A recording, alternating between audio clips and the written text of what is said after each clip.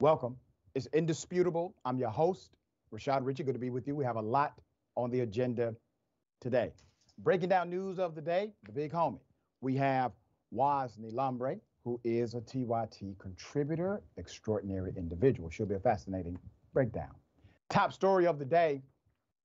Former President Donald Trump says if he is reelected, he will in fact invade Mexico, possibly, because he would declare the cartels to be terrorists.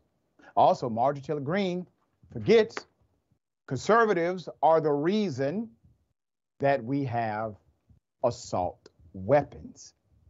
Fascinating. Let me first take you to this video. Here it is. Is there any question? I'll yield to anyone on this committee who disagrees that murder in schools is not murder. I yield. Will you yield? Oh, I'll yield. Yes, please. Yeah, when I was in 11th grade and Joe Biden made our schools gun-free school zones, one of the students in my school brought 3 guns to school, and our entire school went on lockdown because he was the only person with a gun. There was no good guy with a gun to protect us kids at school. You want to know why the shooter is dead in Nashville, the trans shooter? You want to know why? Because a good guy with a gun killed that woman. She identified as a man. She was mentally ill, probably taking hormones, and she went in and murdered children and adults in this Christian school in Nashville. So if you want to have a good talk about schools and protecting children, we need to talk about protecting our children the same way we protect our president, we protect our celebrities, we protect this building. My time. Okay, I'll yield. Thank you, Mr. Chairman. You know, there are 6 people that are dead in that school, including 3 children, because you guys got rid of the assault weapons ban. Because you guys made it easy for people who don't deserve to have weapons, who are mentally incapable of having weapons of war, being able to buy those weapons and go into schools. I voted for SROs in my schools in Florida after Parkland. We have SROs on every school. Did the good guys with the guns stop 6 people from getting murdered? No. But you know what? AR-15s, you know seen what those bullets do to children? You know why you don't hunt with an AR-15 with a deer? Because there's nothing left. And there's nothing left of these kids when people go into school and murder them while they're trying to read. You guys are worried about banning books. Dead kids can't read. You see? Now, I'm going to highlight a couple of things. First of all, big ups to the representative, Jared Muskowitz, Democrat out of Florida, sparred with Representative Marjorie Taylor Greene over the gun issue. This is the House Oversight Committee hearing, all right, which veered into a discussion about the horrific Nashville elementary school shooting on Monday, something that feckless politicians will not do a damn thing about. Now, it is interesting that Marjorie Taylor Greene and others are starting to say, well, this happened because the person is trans. Maybe it is the mental illness, or perhaps something else like hormone therapy. It's insane. It is insane because the vast majority, overwhelmingly, vast majority of those who commit this type of violence are white men. White men who typically prescribe to Christianity as their faith. This has never come up before. Let me give you some research. Everytown Research and Policy. Everytown Research and Policy cites 306 mass shootings in the U.S. since 2009. 4 shooters of over 300 mass shooters since 2009 are transgender or non-binary. 4 out of 300. That's 1.3% of all shooters. Anthony Zinkas, a lecturer in social work at Columbia University, wrote on Twitter, "You just proved our point. 99% of mass shooters in the United States are cisgendered." Now, meanwhile, Donald Trump, the shenanigans. Former President Donald Trump, well, he is asking his advisors for a plan to launch a military invasion of Mexico to attack drug cartels if reelected in 2024. Rolling Stone reported this on Wednesday. Trump lieutenants have briefed him on several options that include unilateral military strikes and troop deployments on a sovereign U.S. partner and neighbor, the sources say. One such proposal that Trump has been briefed on this year is an October white paper from the Center for Renewing America. This is an influential think tank staffed largely by Trumpites, okay? The policy paper titled, "It's Time to Wage War on Transnational Drug Cartels," outlines possible justifications and procedures for the next Republican commander-in-chief to formally declare war against cartels in response to the mounting bodies of dead Americans from fentanyl poisoning. Well, you know, we are, as a country, we are the #1 consumers of illegal narcotics on the planet. Us, okay? Americans. If we stop consuming, the industry dries up. A whole lot of people in America, they like to get high. This is going to be a war on many fronts if you try to do this. But let's go back to the reality of what he's doing. We can wax poetic about the justification or non-justification of something like this, how invading a foreign country is adverse to the principles of democracy, but working with them in the spirit of diplomacy and resolution is best. We can do that. But that is not the aim of what Trump is presenting. What is he doing? He is clearly defining the boogeyman. He is clearly articulating another enemy for his base to support him fighting against. Remember, I've said this before. When you choose your enemy, what else do you do? Keep in mind, heroes are shaped by the villains they overcome. When you create your own villain, you thus create the hero. So they are creating their heroes by creating villains. This is another villain being created by Donald Trump. Okay? They are masterful at this part. There's more. The magazine acknowledges that this would be an invasion of a sovereign country, writing that the U.S. should conduct specific military operations to destroy the cartels and enlist the Mexican government in joint operations to target the network infrastructure, including affiliated factions and enablers with direct action. However, it brushed off the legal concerns, saying that it is vital that Mexico not be led to believe they have veto power to prevent the U.S. from taking the actions necessary to secure its border or people. This idea is actually not new. Let me take you back to 2019. In 2019, Donald Trump considered designating drug cartels as terrorist organizations, a move that could have opened the door to military action against them, but administration officials decided against it. More recently, some Republicans, like Marjorie Taylor Greene, they have called for cartels to be bombed. All right? Once again, what are they doing? Clearly defining the enemy. All right? That's what they're doing. This is their boogeyman. They're going to run on it. Just like Trump said, he's going to build a wall and get Mexico to pay for it. Everybody cheered. Never happened. That wasn't the point. The point was he wanted to win an election. Remember during the midterms, undocumented individuals who are in caravans coming to commit all types of crime in America. As soon as the midterms were over, caravan what? This comes as President Joe Biden has stepped up his efforts against the cartels, which in addition to flooding the U.S. with drugs, fueling a nationwide epidemic of overdose, are committing widespread organized violence in Mexico on a level seen in some civil wars. It's a big deal. It's a big problem. Trump will not deal with it seriously. He's going to say what is necessary in order to get elected and then not deliver. All right. Wise thoughts here. Man, first of all, blessings to you and your audience. So super happy to be on with you guys. today. It's funny. I was looking at my Instagram the other day, and I noticed that bell bottoms were all the craze on my Instagram. I was like, wow, we're back to this again. I remember this from the 90s, which was, sort of cyclical of something we were doing in the 70s. And I read this and I'm just like, wait, we're doing the war on drugs again? We did this already. This has already happened.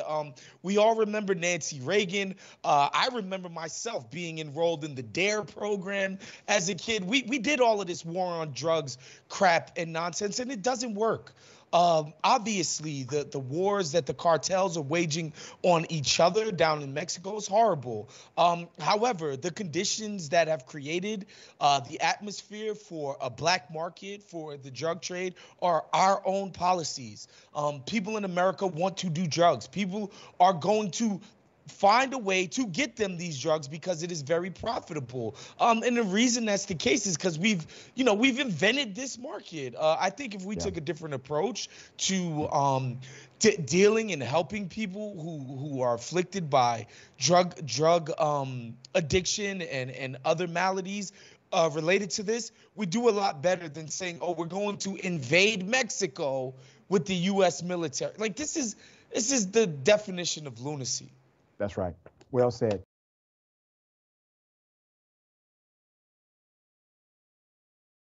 All right. The man who shot and killed, I'm talking about the cop who shot and killed someone over sunglasses, has now been fired. Let me first do this. I want to bring you the video, then I have the background. Here it is.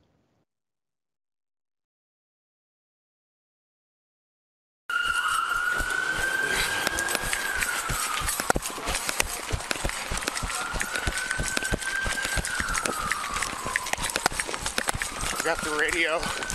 Urban 2 holding channel for us. Bloomingdale slot lot. Black male going towards 7 from Fashion. He's crossing over. Crossing over, guys. Get on the ground. Get on the ground.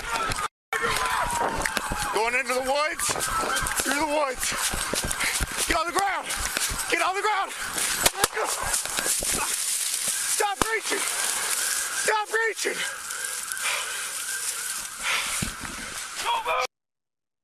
Put up the picture full mask, the victim of this insanity. Timothy Johnson. This is an update to a story we brought you last month. Last month, a Fairfax County police fatally shot a black man believed to be shoplifting. Now, one of the officers has been fired. Officers suspected the man who was killed, Timothy Johnson, 37, has stolen items from a Tyson's Corner shopping center on the 22nd of February. Chief Kevin Davis told reporters, according to a department news release, Sergeant Wesley Shiflett, a 7-year veteran of the department, and police officer first class James Sattler, an 8-year veteran of the department, discharged their firearms. Police said the two officers fired 3 total shots, and Davis confirmed Shiflett fired the fatal shot. Officers' actions do not meet the expectations of our department, in particular, use of force policies, protocols, and procedures, Davis says. He will no longer be a Fairfax County police officer. Let's put up the chief. So, Chief, why is he not arrested? I don't understand.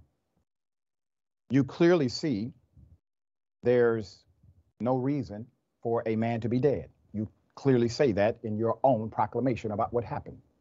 This is the most impactful negative thing a person can do. Take another life. A press release posted after the shooting by the FCPD detailed what happened that day. An officer observed the man exiting the store near a parking garage. As he exited the store, the anti-theft alarm was activated as he fled. It read, Shiflett was in uniform, but Sattler was working undercover in plain clothes when they started chasing Johnson on foot into a nearby wooded area. Let's put his picture up.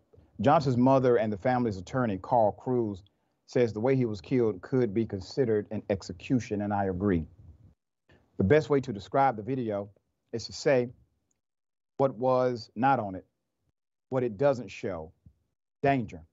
It doesn't show the officers faced any danger, imminent or otherwise, Cruz says. The department declared this is not the way it runs. Since his termination, Officer Shiflett has acquired legal representation. His lawyer, Caleb Kushner, says his client was acting in self-defense at the time of the shooting. According to Shiflett, his lawyer claims the suspect was not obeying any of the officer commands directed at him. He and Sattler believed Johnson to have posed to them a serious threat, leaving their lives in jeopardy, he says. A police officer should never be forced to be shot or seriously injured before he takes actions to protect himself or others, the attorney said. You know, this is going to bite this attorney, because a good prosecutor is going to utilize your statement, sir, and ask you, why did you not present specific details when you made the proclamation about your client? What was it that the victim did which made them feel as if they were in imminent danger? You left that part out. Why? Because you have no justification. You have no narrative. You have no evidence. You have no truth. Okay. Unarmed man, black male, shot and killed. Posed no threat, no danger, nothing. Wosny, thoughts here? I'm always struck by this stuff, specifically when these guys are in quote unquote hot pursuit of a quote unquote suspect, like what the crime being alleged is. This is not some dude fleeing a murder spree, or, you know, he held somebody captive like you've seen on the movies, and they're just in a hot pursuit of this extremely obviously dangerous criminal, right? Allegedly, the guy that they thought they were chasing after had shoplifted. This is just crazy. like the idea that these guys would carry themselves this way in pursuit of a potential shoplifter, right? And that this can turn deadly over shoplifting at a convenience store. That's the part that kind of kills me more than anything, that these officers think that their job is to potentially murder a shoplifter. That's the saddest part of all of this to me. Just the casual violence associated with a crime as innocuous and unimportant as shoplifting. The slave patrol was really the first official permeation of law enforcement in America. They were given a particular authority, the authority to obviously kill or physically restrict and move those who were enslaved. But their primary job was actually protecting property. Property, okay? When you think about what just happened, and I'm talking to cops all across this country, shoplifting from a store. Who made those glasses? Likely a multi-million-dollar company. Who distributes the sunglasses? A multi-million-dollar company. How much do you get paid, officer? Do you get paid millions of dollars to protect the million-dollar companies that produce the product that you are about to kill a man over? No. Why have you been programmed to believe this is even worthy of you chasing somebody? I'd be damned if I chase somebody for sunglasses. I don't care what kind of job I have. A man's life is gone. Just because somebody may need to see a judge does not mean they're supposed to see their maker. You are not judge, jury, and executioner. We got more on the other side. It's indisputable. Stick and stay.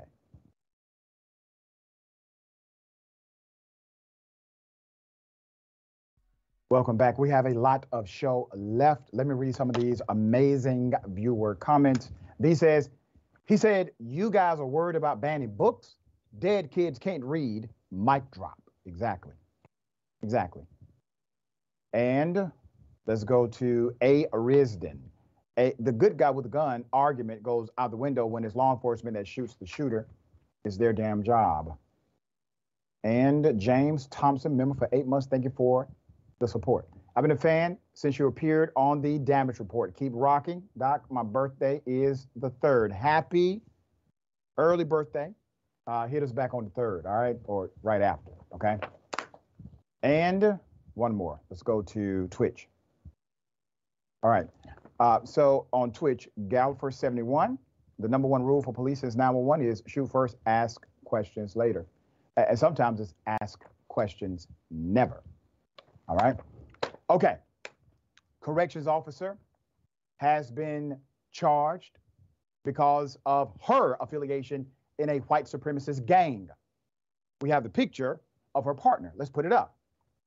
He was a leader in this outfit. All right. Jesse James Bailey, who authorities described as an influential member of the Aryan family gang, and his wife, Candace Bailey.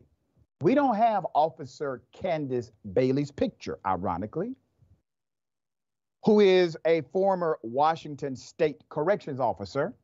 They were arrested in crackdowns on the Aryan family white supremacist prison gang. All right. You see the guns.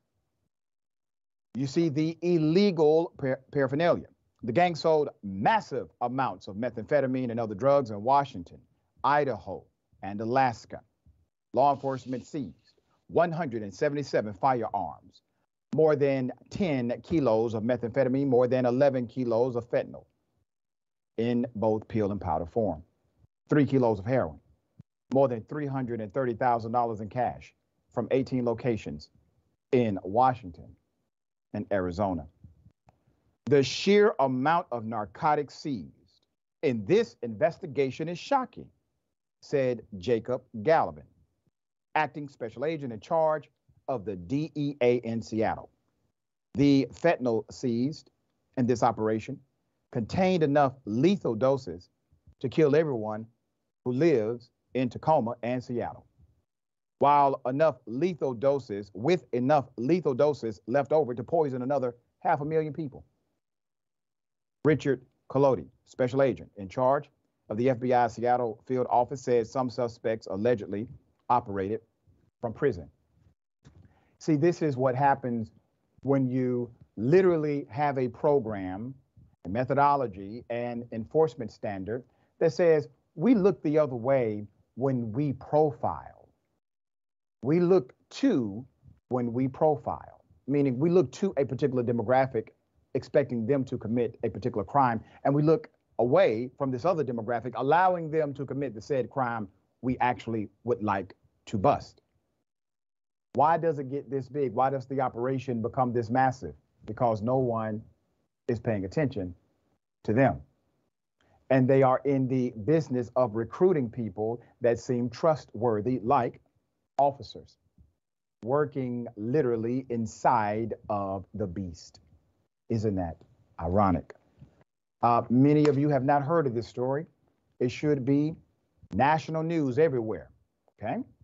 But it is not. All right. Okay, thoughts here. It's kind of funny that the guys who have been tasked with effectively running this drug war, they're the worst at it. The idea that these law enforcement guys were so intricately involved in the drug trade right under the nose of people who should be ostensibly, investigating these crimes. It's everything you need to know about how fruitless and pointless the entire concept of a drug war is. And I think any American citizen who hears, oh, we're going to go to war, we're going to invade, we're going to do this, and thinks that we have any shot of executing this war, quote unquote, in a competent manner, should be extremely skeptical, to say the least. To say the least, dear brother. All right, I got something for you. Ladies and gentlemen, I wish a Karen would. You want to call the police on them for having a barbecue on a Sunday. I feel free! Back off! I'm going to tell there's an African-American man threatening my life. You racist bitch! What the f*** did you say? Go on, you racist bitch! Say it again! What did you say? Say it again! Say it again!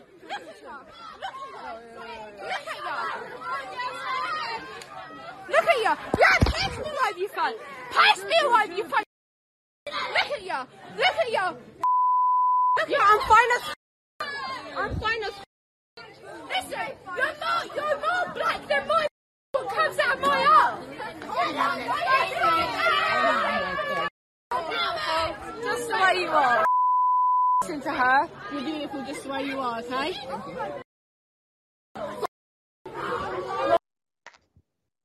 So sad. Learning early. Learning early. This is in the UK. Let's put up the pictures full mass. We decided to blur out many of the faces because we believe that many, if not all of them, are in fact minors. This would normally be called a cackle of Karens who have decided to be racist against one person who may look a little bit differently than them. Somebody has failed you. Somebody in your home, perhaps, they have failed you. You believe that nature should look like you. Nature comes in variation. That's the beauty of our world, the variation. Hopefully, the virality of this video teaches you a lesson that says this is not action you would like to engage in, nor a lesson you want to learn again. Become an advocate. Take this moment, learn from it. You're early enough to overcome whatever happens to you right now and become a different person than what your parents have taught you to be.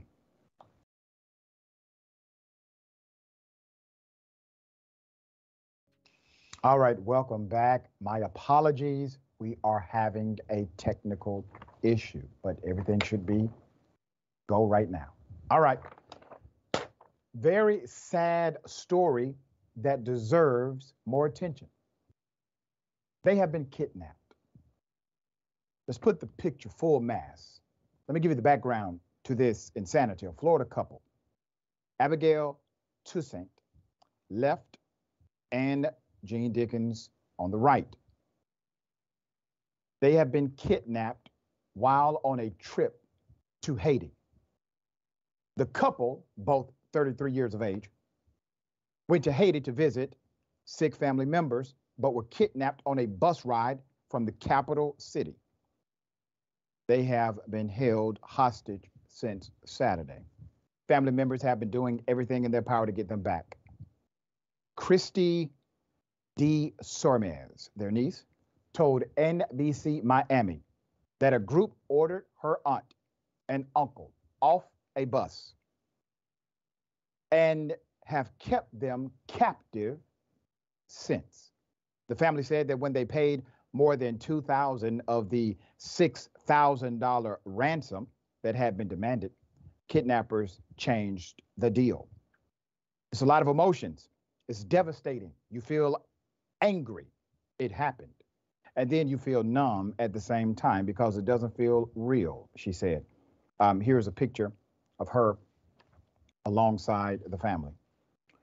The Haitian kidnappers have since renegotiated the terms to $200,000 per person, an amount Christy says the family simply does not have. Christy's sister reached out to the U.S. Embassy and the Department of Homeland Security, but got little response.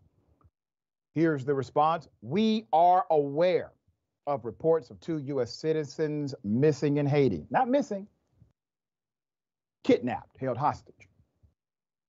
When a U.S. citizen is missing, we work closely with local authorities as they carry out their search efforts, and we share information with families however we can. We have nothing further to share at this time. Okay? However, the U.S. Department still claims these cases are a high priority. Here's a closer look at the developing story from NBC. We traveled to Haiti in 2021 when a high-profile hostage situation made headlines after 17 missionaries were kidnapped for over 60 days. Tonight, the State Department telling NBC News when a U.S. citizen is missing, we work closely with local authorities as they carry out their search efforts, and we share information with families however we can. Family members determined to see this couple home again to reunite with their baby, turning 2 this week. We're fighting. We're going to find you, and we're going to bring you home. Yeah, let's put up the petition. We want this family to be safe. We want them to come home. Despite these signals from the State Department, Christie is continuing her mission, already getting over 5,000 signatures on the petition to bring the family home. Keep that public pressure high. Christie's touching petition is a plea to humanity and a plea for hope. They are U.S. citizens, the petition says. They are parents. They are siblings. They are my family. They are loved, and most of all, they are people who desperately need your help. Amid the media storm circulating the situation, scammers have begun to try to take advantage by creating fake GoFundMe pages, playing on the hearts of those who would like to make a contribution. Put it up. This is a post from Christie. It says clearly, hi, we don't have a GoFundMe. I don't know who started that, but hold on to your money, please. None of us came to a decision on if we even would. According to Christie, fear of crowdfunding comes from the captors who may harm the missing couple if they think the family is getting the money. So while everyone is urged to sign the petition, that is currently the help they are requesting, all right? Okay, this is something that naturally everyone should just focus, pay attention to, make sure we hold the powers that be accountable to the actual engagement, not only of diplomacy, but being effective. Call your congressperson, call your representative, make sure there's an advocacy, make sure there's a public pressure, a political pressure. This is how things get done in America. It's unfortunate, but it's real. If you do not keep the public pressure high, this couple may end up dead. All right, Wosny, thoughts here? As you guys know, I'm Haitian American myself, and so this story hits quite close to home for me. Obviously, my thoughts go out to the families of these individuals who are in a dire situation. But, you know, what I would like the viewers to consider is going on 100 years of U.S. state policy in Haiti. U.S. is the dominant force in Haiti in collaboration with the Haitian ruling elite. These are the conditions that those policies that they've come up with in conjunction with one another. That's the State Department and, you know, other U.S. elites like the Clintons, quite frankly, who like to treat Haiti as their personal piggy bank. These are the conditions that those policies have wrought. And this is why the situation on the ground in Haiti is so dire that people think that this is the means by which you can get some money, is holding people hostage and demanding ransom money. So when I see how this stuff sort of bears itself out all the time, like every 10 years, there's a hostage crisis in Haiti. And we see that happen all the time. But again, you know, a lot of times we'll hear people talk about, oh, look at Venezuela, look at how stupid socialism and communism and blah, blah, blah. Look at how awful and dire it is. But we never say, look at Haiti when we talk about the destructions of capitalism. And I think that we absolutely should. Well said. We got more on the other side. It's indisputable, stick and stay.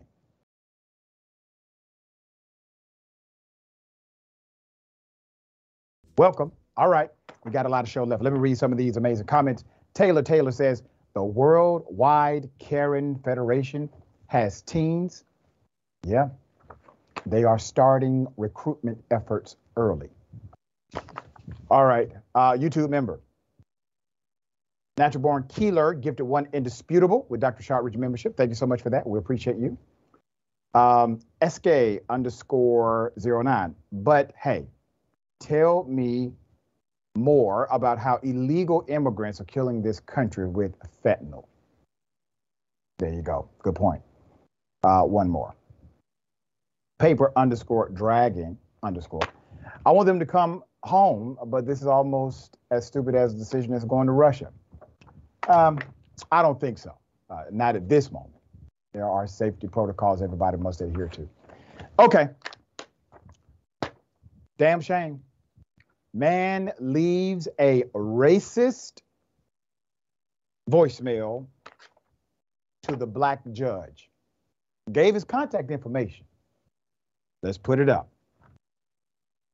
You're looking at one of the dumbest criminals alive. His name is Michael D. Bloss, a 42-year-old white male who was arrested for unleashing a cascade of racially threatening voicemails to a judge.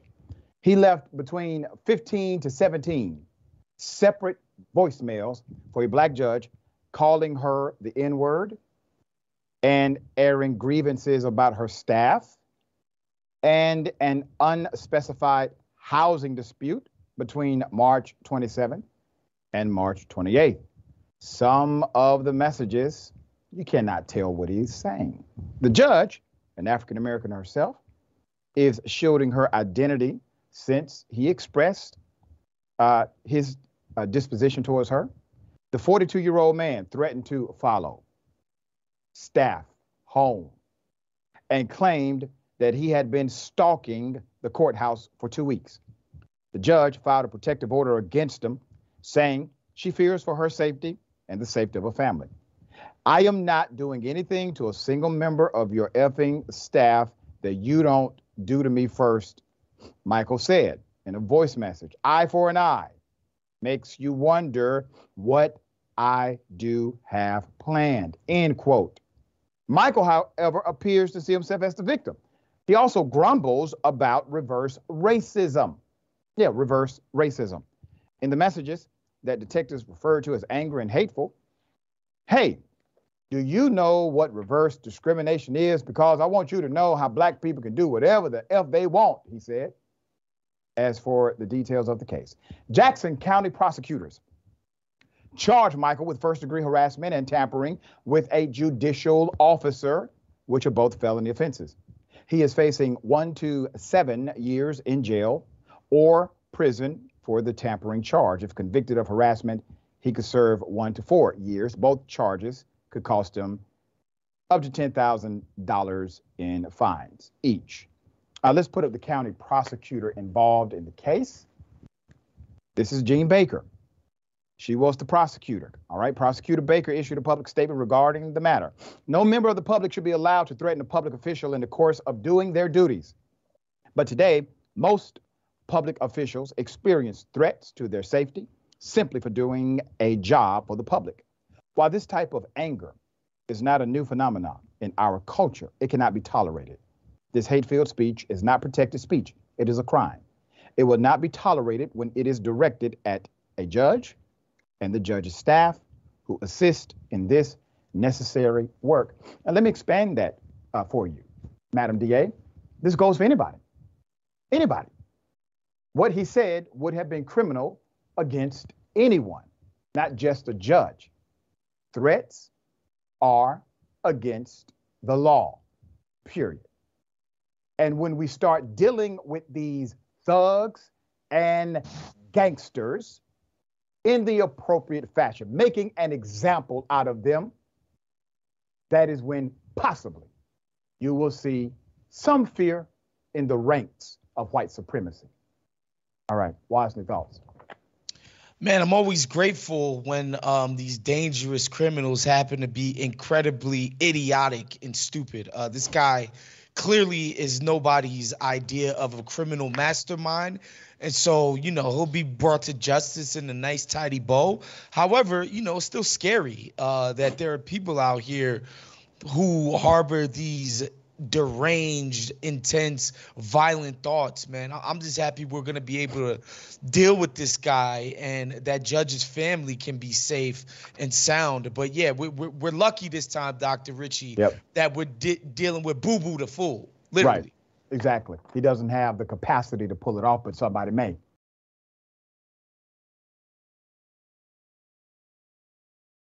Hell of a story. The city of Atlanta demolishes the wrong home, sent correspondence, sent warning, sent a proclamation saying, hey, we're going to demolish this house, but they sent it to the wrong property and it was delivered back to the city. Man pulls up one day expecting to see his home. It is gone. Let's put his picture up full mass. I mean, damn. Amid numerous Atlanta demolitions, one man, Everett Tripodis, says the city sent warnings to the wrong address before demolishing his home in Atlanta's historic West End community. And we are doing a lot of work, ladies and gentlemen, to restore that part of Atlanta. He's a property owner. His property is on Lawton Street with a zip code of 30310. This is important. However, the city of Atlanta demolition documents references Lawton Avenue with a zip code of 30314. You see the discrepancy there. Nobody decided to reconcile this issue. The homeowner says, and I quote, the demolition order itself gave the city and its contractor authority to demolish a home on a completely different street and a completely different zip code. He told this to WSB Channel 2. Before and after the photos of the demolition, look at this. Look at this. The homeowner says he and his mother were in the middle of remodeling the home. Now there's nothing left but an empty lot. A century-old home used to sit on the lot near the belt line. This is prime real estate now in the city of Atlanta. The homeowner and his mother brought the house as an investment property. Mother-son duo doing the right thing, restoring the historic West End as we are encouraging people to do. He said that each year they paid to have it listed with Atlanta's vacant property registry as required by law. The city had the correct address, the correct owner's address in its internal records. Everything was correct. Gray was able to verify that certified letters to an incorrect address were returned to sender. The city sent it out to the wrong address and it came back and nobody said, wait a minute, let's double check this address. Then there is the property address itself. It is listed incorrectly in several locations as Lawton Avenue. Lawton Avenue is a real address, but it's 1.4 miles away from the actual property. It blows my mind how they could have mistakenly sent these to the wrong address, he says. I come and meet the contractor one morning and the whole house is gone. Everything is gone. Nothing but dirt. A city inspector found the home unfit for habitation because of junk, debris, and an unsecured entry. Remember, they went to the wrong property. In this case, the Atlanta City Council, they have denied this is their fault. They're saying we're not going to pay for this claim. They denied it in writing. Let me read you the exact quote. The council has determined that the city cannot accept responsibility for this matter and therefore cannot pay this claim. Tripodis has now filed a lawsuit against the city. The city demolishes the property, then sends you a bill for accidentally or mistakenly, negligently demolishing your house. The case is now in the hands of the Fulton County Superior Court judge. They sent the man a bill. You know how much the bill was? Over $700,000. So literally, they destroy his home. I'm not talking about destroy as in the sense of made it messy. Literally destroy it. It's gone. It disappears. And then they send him a bill for his trouble. All he's asking is for this. One, don't charge me for your mistake. And number two, can you at least figure out a way to remedy the problem you and your mistakes made for me? So I'm going to say this. I know the people in Atlanta, Mayor Dickens, the council people. Let's not make this a situation. Go ahead and do the right thing. I have no idea why you all responded this way. Maybe somebody spoke and you did not approve it, possibly. But I will start calling you all individually today about this bill that should have never been allocated to this man, and a mistake that needs to be remedied, because I'll be damned if you all are going to spend my taxpayer dollars on defending something that has no defense. It was your mistake. You fix it. It ain't your money. It's ours. All right. Wosny, thoughts?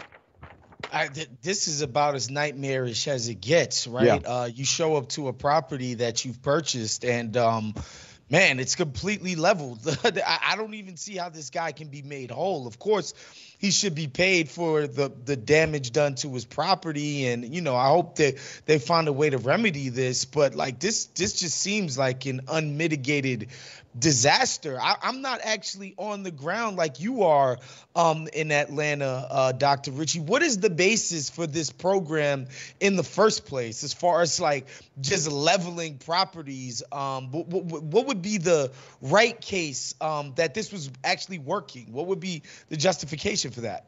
There's a program to basically beautify West End Atlanta.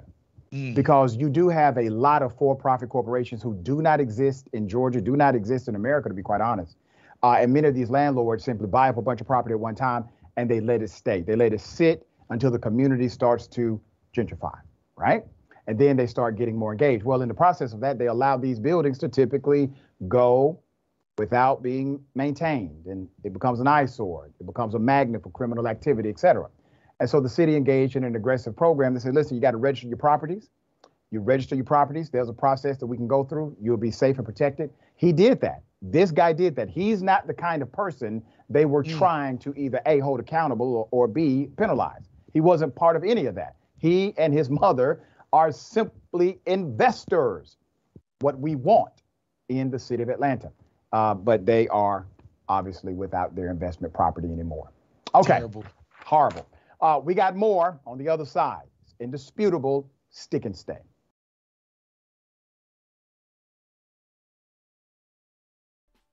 Welcome back. We have a lot of show left. Let me read a couple of comments. I'm kind of pressed for time. All right. Mo Fury says, how is the term reverse racism even a thing? Isn't racism just racism? If you don't like a race of people, you are racist. All right. And one more. Sweetback_lightning. I need to see the plaintiffs and my color swatch to determine what may happen legally. Talking about the demolition. All right. Hell of a thing, but I actually agree with our dear brother, Representative Jamal Bowman. Gets into it with a Kentucky Republican because the Kentucky Republican put himself in it. Here it is. Children at all, cowards, pressure them, force them to respond to the question, why the hell won't you do anything to save America's children? And let them explain that all the way up until Election Day on 2024. Let them explain it all the way up to Election Day on 2024. They're freaking cowards. They're gutless. They're not here. I'm talking about gun violence. You know, there's never been I'm talking about gun violence. in a school that allows teachers to carry. Carry guns? Would you More guns lead to more death. More guns lead to more death. Look at the data. You're not looking at any data. You're carrying the water for the gun lobby. Look at the data. More guns lead to more deaths.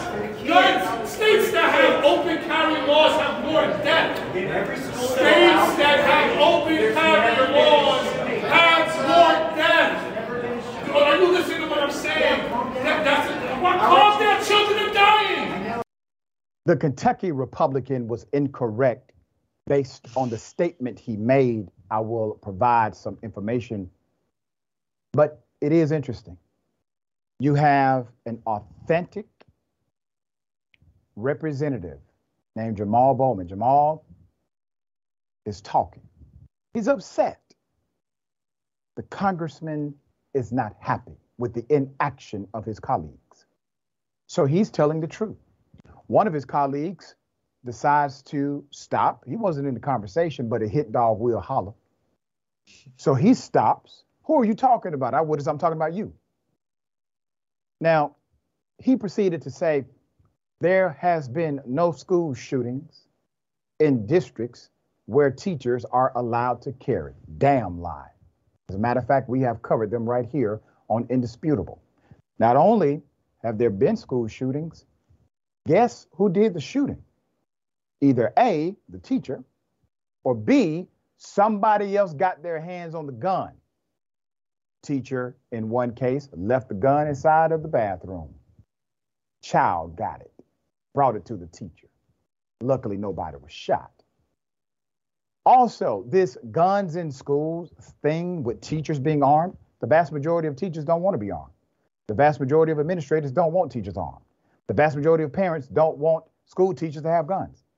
The vast majority of everybody involved, except Republicans, don't want this to happen. And the vast majority of insurance companies have said, we will not secure a policy for any district that allows teachers to carry. All right, let's get into it. Representative Jamal Bowman entered into a Capitol building shouting, match with Republican counterpart, Representative Thomas Massie. This happened on Wednesday over the chamber's repeated failed efforts at gun control or gun reform. The incident began with Bowman, a former school principal himself, forcefully told reporters outside the House chamber that the press should be more proactive in questioning conservative lawmakers who have long fought against policies that would make it more difficult to obtain and possess firearms, especially those that create the kind of carnage you see in mass shootings. But you know what we're going to get? Let's put him up, Steve Scalise. Let's put him up. What does he say? He says, the first thing in any kind of tragedy is to pray. I pray for the victims. I pray for the families. I get really angry when people try to politicize it for their own personal agenda, especially when you don't even know the facts. That's what he said. Okay? Sir, let me say this to you directly. I assume that you are probably a Christian. It was Yahshua, Jesus Christ, who said, faith without works is dead. It is dead. So damn your prayers, your values, and your belief system if you have no action to back it up, is what he said. Now, at what point are you going to realize you all are the Pharisees in this narrative? You all are feckless in your leadership while proclaiming a message of righteousness. You're fake, you're phony, you're hypocritical, you're bigoted. Wosny, thoughts here? Yeah, you got to salute Jamal Bowman for actually showing some human qualities. The guy's obviously torn up and emotional about what's happening in our country. And you know what? Obviously, school shootings make the headlines and they're horrible and they're tragic when children die. But the vast majority of people die over petty stuff like a card game, like a lover's quarrel, where in just a quick moment of passion and anger, somebody gets a gun and just kills somebody. Yeah. Like, that's how most of these things happen. I don't think people should die this way. And more importantly, man, in places like the UK or Japan, they've legislated gun deaths out of their society. Nobody dies from guns in those societies. And that's deliberate. It's legislative. They decided collectively as a society that it shouldn't happen. Here in America, we're just cool with people getting gunned down left and right. Yep. All right. We will bring you developments, obviously, as they come.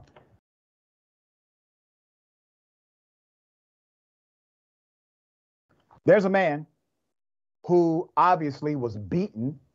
The officer says, oh, no. It was just a taser. Let's put up the picture. Let me put up the picture first. Okay. You see the man's face.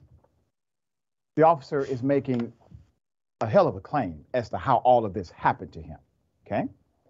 An Illinois man, Daryl Rhyme, plans to now take legal action after an encounter with an Indiana police that left him with a broken jaw, broken cheekbones, missing teeth. He has difficulty speaking and is currently taking medication that numbs the pain that is constant in his face. He is scheduled to undergo surgery on his nose and his cheeks in early April. Let me give you background. This was all over a traffic stop. Daryl Rhyme and his girlfriend, Jamisha McChristen, they were on their way from Chicago to his godson's basketball game in Greensburg, Indiana, when they stopped for gas. McChristen was the driver. Mr. Rhyme noticed once they were at the station, 2 patrol cars seemed to have followed them. Greensburg police said officers pulled the red Volkswagen Jetta over for numerous violations, their quote, on March 3rd. When Officer Caitlin Jackowitz walked up to the vehicle, she noticed a strong smell of marijuana coming from inside of the car. The department said in a statement, McChristen reportedly gave the cops false information. That's when Jackowitz told Rhyme to step out of the car. He told Atlanta Black Star. I said, why do I need to get out of the car? Rhyme said during the FaceTime interview. Rhyme said out of fear of what would happen next, he told McChristen to drive off. She shifted the gear and sped away. Greensburg police said McChristen drove over 100 miles per hour, led officers on a chase before the pair got out of the car and was low on fuel and ran. During the foot pursuit, Rhyme ignored the commands of the officers to stop resisting. Greensburg police said in a statement the taser was then deployed by an assisting agency and Rhyme was taken into custody. Now, they're saying that's all that happened, all right? Greensburg police said Rhyme was taken to a hospital for treatment for injuries from a fall during the pursuit. His attorney argues that his injuries are inconsistent with just a fall, and he surrendered before the officer shocked him. Their version is that he was tased, he fell, and that's how he got injured. His attorney, Gigi Gilbert, said, and I quote, however, he has a broken jaw, 2 broken orbitals, broken cheekbones, 5 to 6 missing teeth, all in the front. See, this attorney has done a lot of cases, read a lot of forensics report, knows good and damn well this doesn't add up even slightly, okay? Forensics does not add up. The attorney has filed a tort claim, all right? A tort claim against Greensburg, Decatur County, Jackowitz, and Decatur County Sheriff's Deputy Nikuli Poli.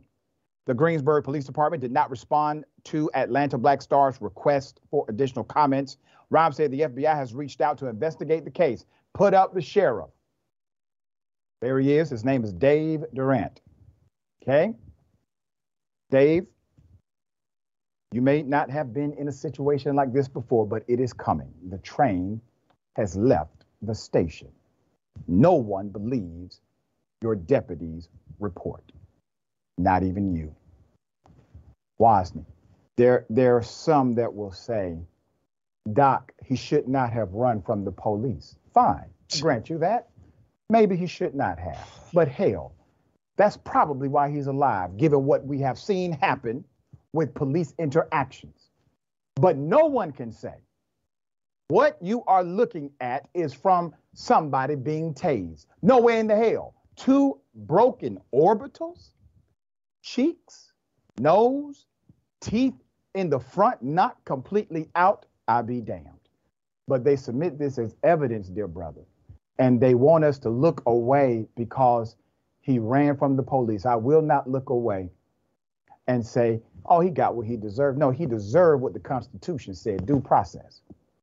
He deserves what the Constitution gives him because he is, in fact, a human being. All right, thoughts?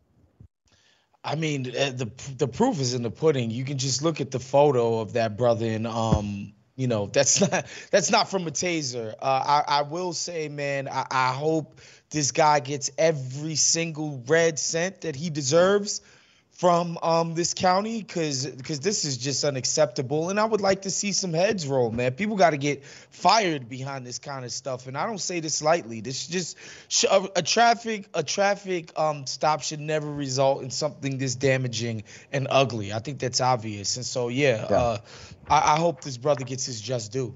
Yeah, we will give you updates as they come. Hell of a thing.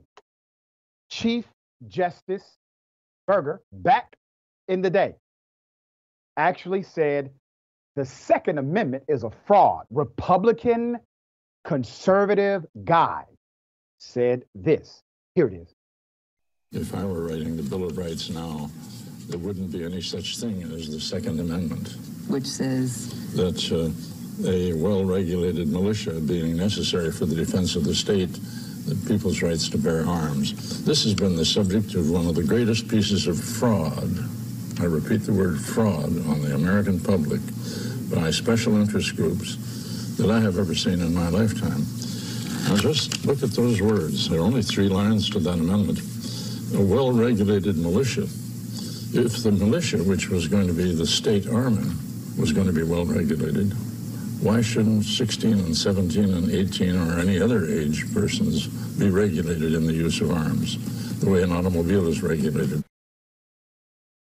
He was the conservative Chief Justice of the United States Supreme Court, appointed by Nixon with the intent of moving the court more so to a conservative standard.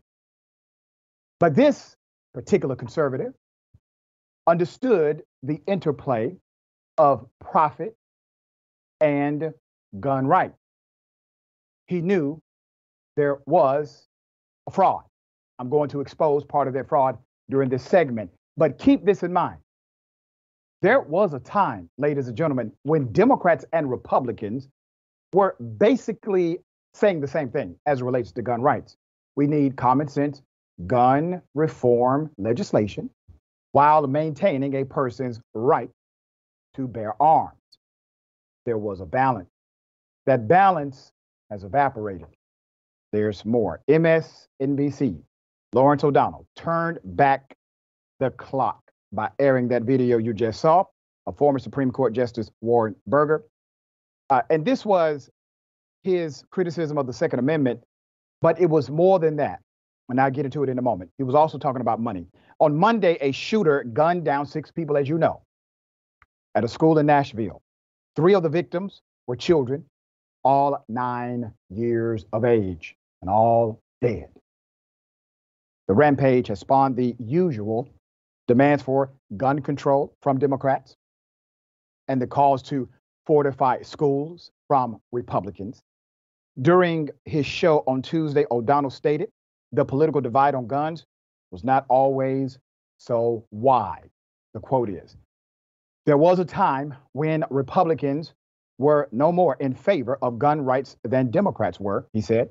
But then Republican campaign pollsters found the sliver of the electorate that cares obsessively about guns and added them to the sliver of the electorate that cares obsessively about stopping all abortions, and added them to the electorate that hates taxes and liberals.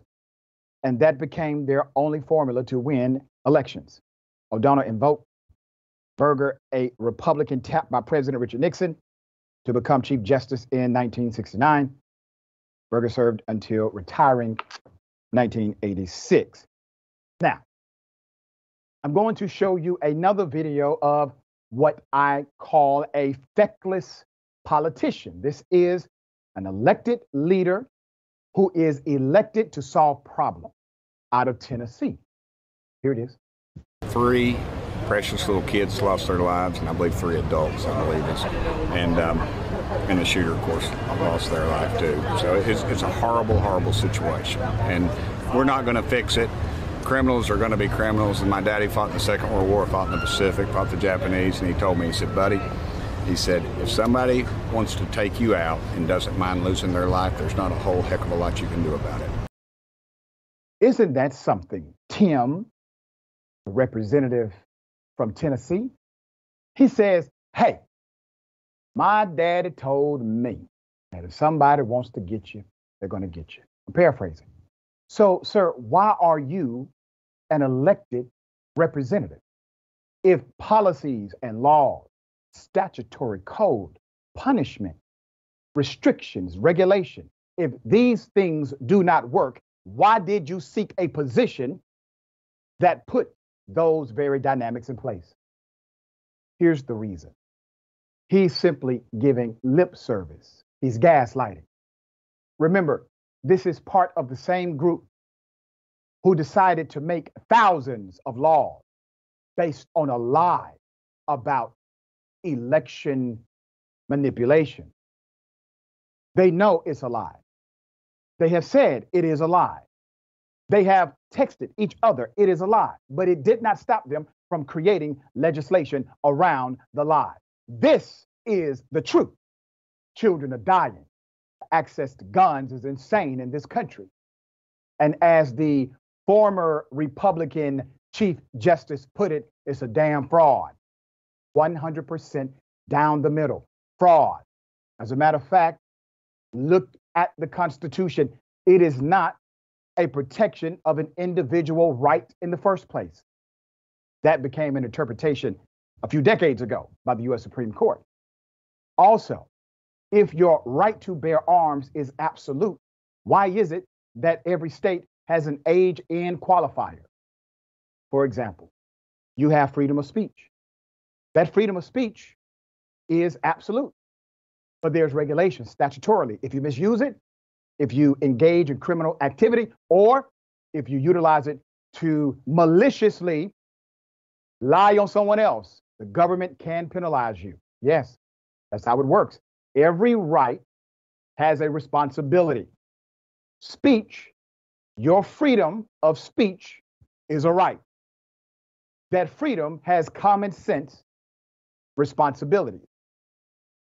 Guns, once again, your right to bear arms codified in the Constitution. But with right comes responsibility. Nobody calls the responsibility to not utilize your speech criminally speech control. So why would we call it gun control? Here's the crux of it. Let's put it up. According to a public policy polling survey, 83% of gun owners support expanded background checks on sales of all firearms. That includes 72% of NRA members, National Rifle Association members. As a result, it would seem strange that the NRA has not come out in full support of universal background checks, but it makes sense when you place in proper context what the former Chief Justice said, what O'Donnell said, and what I'm saying today. The vast majority of members of the NRA are for universal background checks. The vast majority of gun owners are for universal background checks. The vast majority of Americans in general, over 90%, are for universal background checks. Who's against it? The gun manufacturer. They are against it. So what happened? There's no universal background check for all firearms. It is a fraud. All right, dear brother, thoughts here. You know, I love that you brought up those numbers, because that was the first thing I was thinking of when you talked about the sliver, because that is exactly who the NRA is appealing to with their claims. They're going to take your guns. It's that tiny little sliver that will believe anything you feed them. The majority of gun owners, as you pointed out, majority of NRA members, majority of average Americans, there is no divide. We're all in agreement that we need to have common sense gun reforms. The only place where this is actually a debate is in Congress. Yep. That it's the same with the issue of climate change. Everybody says, yeah, let's do something. The debate, the divisions only actually exist in DC, because the money flowing into that city, flowing to those politicians, is enough to ignore the will of 80% of the public. That is how much they have sold out this country for $1 million here, $1 million there. 300 million people are worth less than $1 million to these Republicans that are arguing that, nope, we can't touch it. They're going to kill you anyway, as the lawmaker said. So, yeah, I guess you just got to accept it. They sold us out for pennies per person. There you go. All right, we will bring updates as they develop.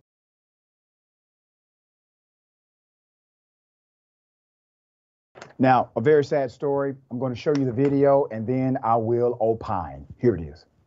I don't want to do this if I don't have you, please. Please. Stop, record me, I don't care. Record me, I don't care. Post it. I'm not even recording you. Post it. Post it. I don't care. I don't care. I don't care. I just want you more. Hey, stop.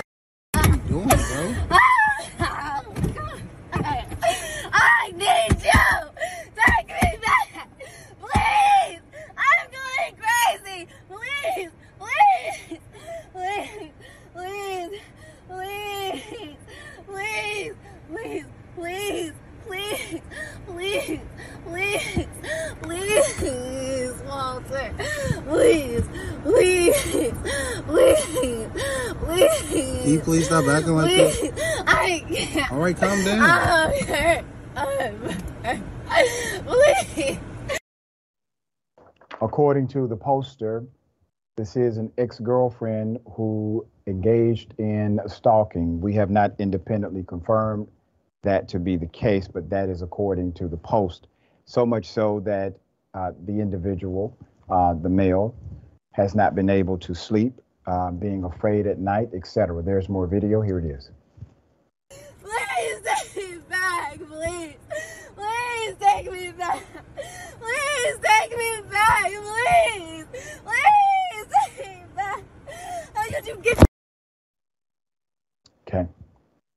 When I saw this video, I was profoundly sad. Profoundly sad. No laughing, no jokes. I remember when I was 19, and I want to say this to the young lady. This is already on the internet. It's already gone viral. So I want to take it as an opportunity to maybe talk to your heart. We've all been where you are.